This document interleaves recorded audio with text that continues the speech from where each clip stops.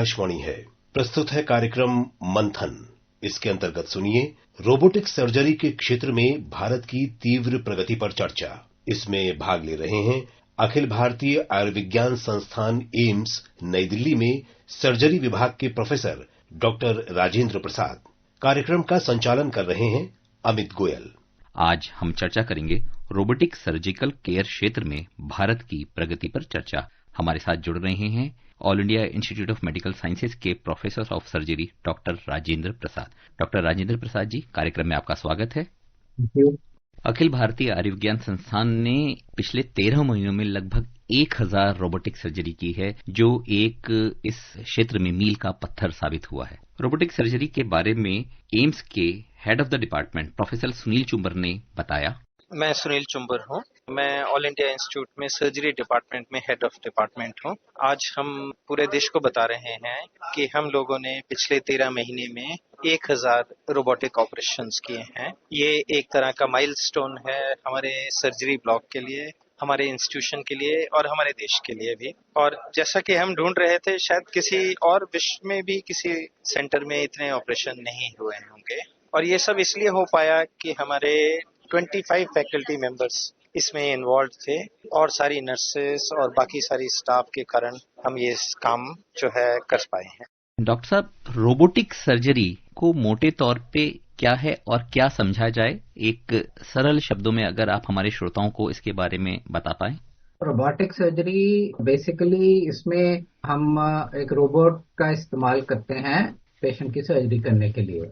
और इसमें जो सर्जन है वो एक रोबोटिक कंसोल पे बैठते हैं, जो कि पेशेंट के टेबल से थोड़ा सा दूर होता है। और जो रोबोटिक आर्म्स होती हैं उनके जरिए इंस्ट्रूमेंट्स को पेशेंट के शरीर में डाला जाता है। जैसे कि लैप्रोस्कोपिक सर्जरी जब हम करते हैं तो हम पेशेंट के बेड साइड पे होते हैं और छोटे छोटे होल्स के जरिए हम छोटे इंस्ट्रूमेंट्स को डालते हैं। रोबोटिक सर्जरी में जो रोबोटिक मशीन है उसके अपने इंस्ट्रूमेंट्स होते हैं, जो कि पेशेंट के शरीर के अंदर उनको पोर्ट्स के जरिए हम डालते हैं। और फिर कंसोल पे बैठ के सर्जन जो है वो उस कंसोल में उसका 3 डायमेंशनल वीडियो देख के तो रोबोटिक सर्जरी को परफॉर्म करते हैं। तो इसमें एडवांटेजेस ये हैं कि एक तो विजन बहुत अच्छा होता है, इसमें 3 डायमेंशनल विजन होता है। दूसरा ये है कि जैसे लैप्रोस्कोपिक सर्जरी है जिसमें कि स्ट्रेट इंस्ट्रूमेंट्स होते हैं, तो इसमें रोबोटिक इंस्ट्रूमेंट्स की एक स्पेशल क्वालिटी है कि उसकी मूवमेंट अंदर जो है वो हाथ के मूवमेंट के जैसे हो जाती है। तो उसको हर तरफ हम रोटेट कर सकते हैं,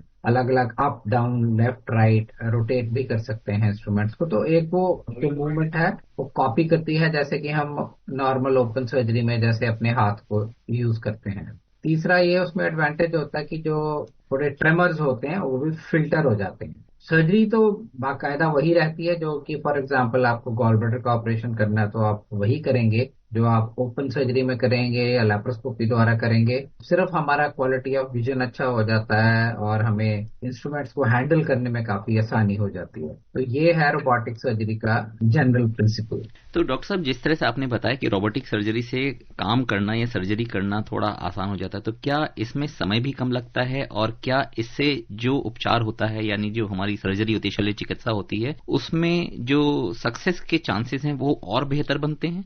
शुरुआत में तो रोबोटिक सर्जरी में अगर आप स्टडीज को देखेंगे तो समय इनफैक्ट ज्यादा लगता है, क्योंकि इसमें आपको रोबोटिक मशीन को ला के पेशेंट के ऊपर डॉक करना पड़ता है और वो एक एडिशनल टाइम पॉइंट हो जाता है। और दूसरा ये भी हमें देखना कि हमारा कंपैरिजन ओपन सर्जरी के साथ है या लैप्रोस्कोपिक सर्जरी के साथ है। रोबोटिक सर्जरी एक किस्म से लैप्रोस्कोपिक सर्जरी का एक ऑल्टरनेटिव फॉर्म है, क्योंकि लैप्रोस्कोपिक सर्जरी में भी छोटे छोटे होल किए जाते हैं। ओपन में तो आप बड़े इंसिशंस देते हैं तो उसको खोलना और बंद करने का टाइम ज्यादा होता है। बट लैप्रोस्कोपी के कंपैरिजन में शुरुआत में खासतौर पे जब आप शुरू में स्टार्ट करते हैं तो थोड़ा समय ज्यादा भी लग सकता है, क्योंकि रोबोट को ला के पेशेंट के ऊपर डॉक करना उसमें थोड़ा समय लग जाता है और फिर at the end of the surgery आपको उसको ऑन डॉक करके हटाना भी है। मगर विद एक्सपीरियंस लार्जली वो समय को काफी कम किया जा सकता है और लार्जली ये देखा गया है कि विद एक्सपीरियंस लैप्रोस्कोपिक या रोबोटिक सर्जरी में समय सिमिलर हो जाता है।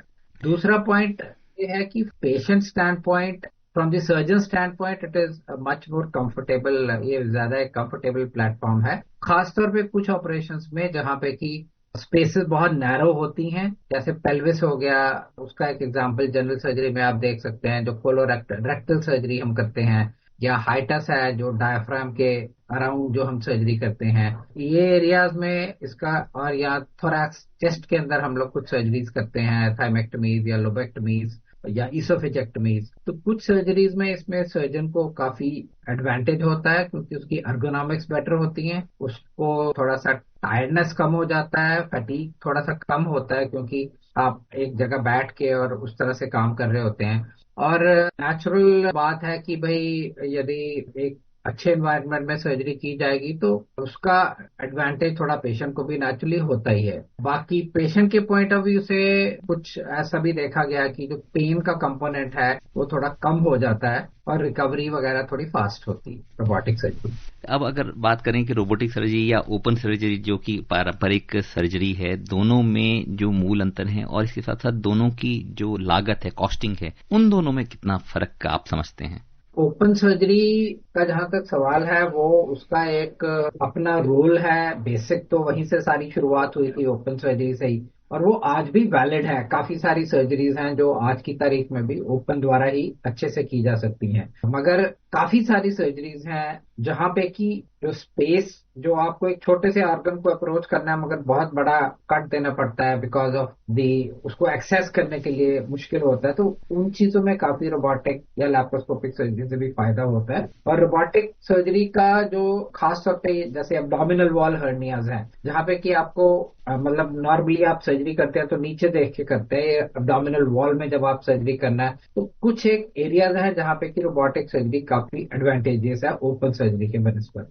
रहा सवाल लागत का, तो लागत तो रोबोटिक सर्जरी की आज की तारीख में तो डेफिनेटली ज्यादा होती है अगर आप कॉस्ट ऑफ मशीन और जो कॉस्ट ऑफ इक्विपमेंट देखें, क्योंकि इनके जो एक्सेसरीज आती हैं उनकी एक टाइम लिमिट होती है। फॉर एग्जांपल एक रोबोटिक सीजर है या रोबोटिक जो डिसेक्टिंग इंस्ट्रूमेंट्स हैं, वो 10 बार यूजेज के बाद वो खत्म हो जाते हैं, मतलब उसको दोबारा नहीं आप यूज कर सकते हैं 10 यूजेज के बाद, तो उनको फिर एक ऑनगोइंग उसका कॉस्ट भी रहता है उसको केयर करने का। जबकि ओपन सर्जरी के जो इंस्ट्रूमेंट्स हैं वो तो काफी साल चल जाते हैं। तो आज की तारीख में रोबोटिक सर्जरी डेफिनेटली ज्यादा कॉस्टली है।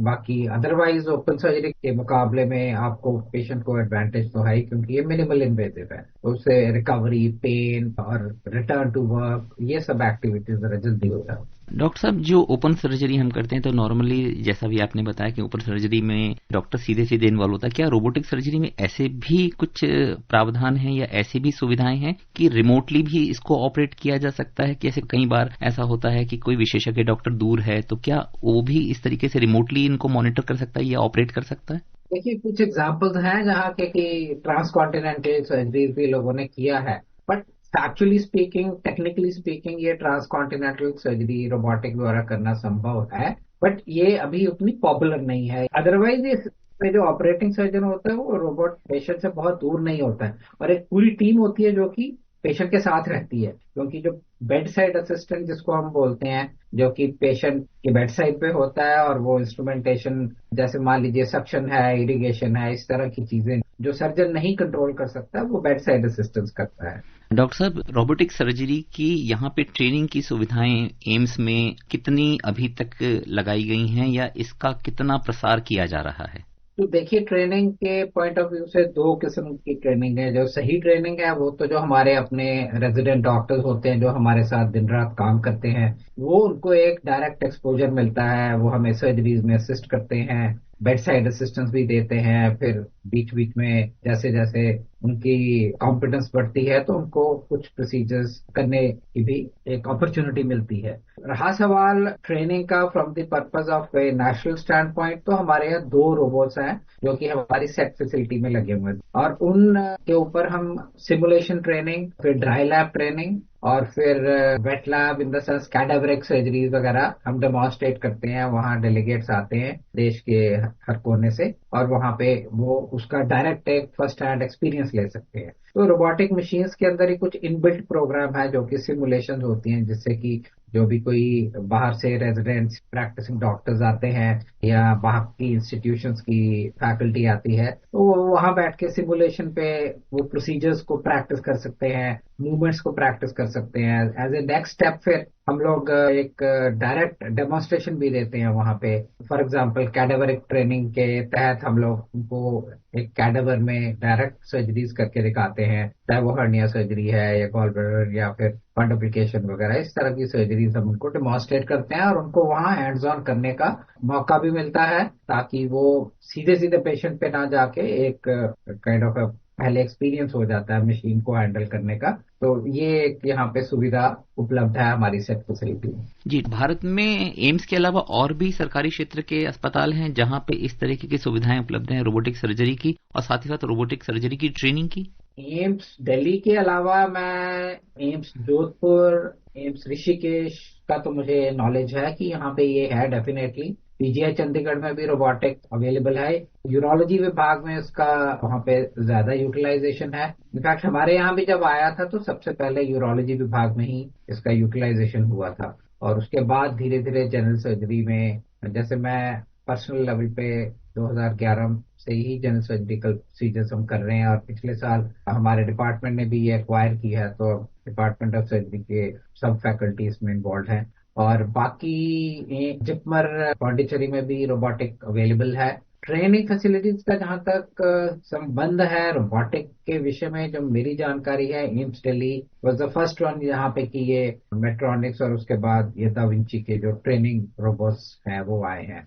इसके अलावा और कहीं इनकी उपलब्धि है उसकी मुझे बहुत जानकारी नहीं है, मगर अब जैसे शिमला मेडिकल कॉलेज वगैरह में भी ये रोबोटिक्स वगैरह का मतलब स्टार्ट हो गया है, क्योंकि वहां भी हमारे ही ट्रेन सर्जन जैसे जाते हैं तो वो लोग अब कर रहे हैं वहां पे थोड़े थोड़े प्रोसीजर्स। ट्रेनिंग फैसिलिटी अभी मेरे विचार में सबसे ज्यादा यहीं पे अवेलेबल है।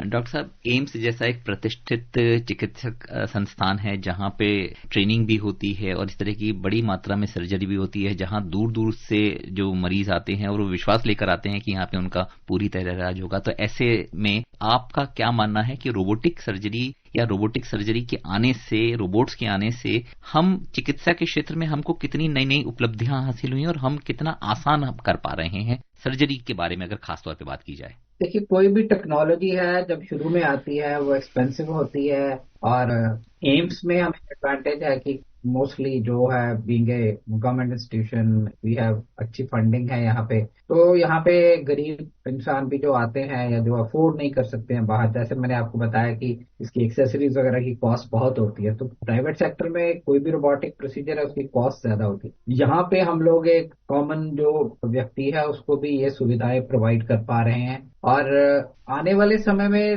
रोबोटिक सर्जरी का जो रोल है वो बढ़ेगा। और एक चीज अगर आप प्योरली एक साइंटिफिक पर्सपेक्टिव से इसको एनालाइज करने की कोशिश करें, जैसे कि फॉर एग्जांपल अगर आप ये देखना चाहें कि लैप्रोस्कोपिक सर्जरी के कंपैरिजन में जो स्टडीज आई हैं, नेशनल इंटरनेशनल या ओपन सर्जरी के कंपैरिजन में स्टडीज आई हैं, उनमें आप क्या पैरामीटर देख रहे हैं उस पर निर्भर करता है कि रोबोटिक सर्जरी से पेशेंट को कितना एडवांटेज हो रहा है। कुछ चीजों में तो डेफिनेट एडवांटेज है, कॉस्मेटिक एडवांटेज है या अर्ली रिकवरी का एडवांटेज है, या बट जैसे कैंसर सर्जरी वगैरह के बारे में भी अगर आप देखें तो कुछ स्टडीज आ रही हैं जिनसे ये आइडिया लग रहा है कि ओपन सर्जरी के बनिस्बत थोड़ा एडेड एडवांटेज और भी पेशेंट्स को हो सकता है। आने वाले समय में आई थिंक जैसे जैसे और इस पे प्रॉपर साइंटिफिक रिसर्च होगी तो इन सवालों का जवाब और बेहतर तरीके से मिलेगा। बहुत बहुत धन्यवाद डॉक्टर राजेंद्र प्रसाद जी हमारे साथ बातचीत करने के लिए। धन्यवाद। अभी आप सुन रहे थे रोबोटिक सर्जरी के क्षेत्र में भारत की तीव्र प्रगति पर चर्चा। इसमें भाग ले रहे थे अखिल भारतीय आयुर्विज्ञान संस्थान एम्स नई दिल्ली में सर्जरी विभाग के प्रोफेसर डॉक्टर राजेंद्र प्रसाद।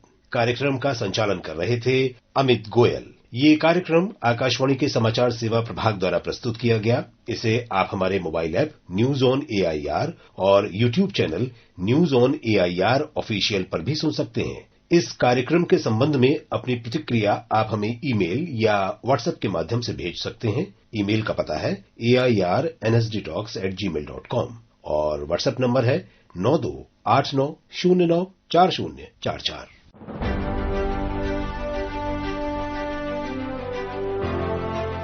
मंथन।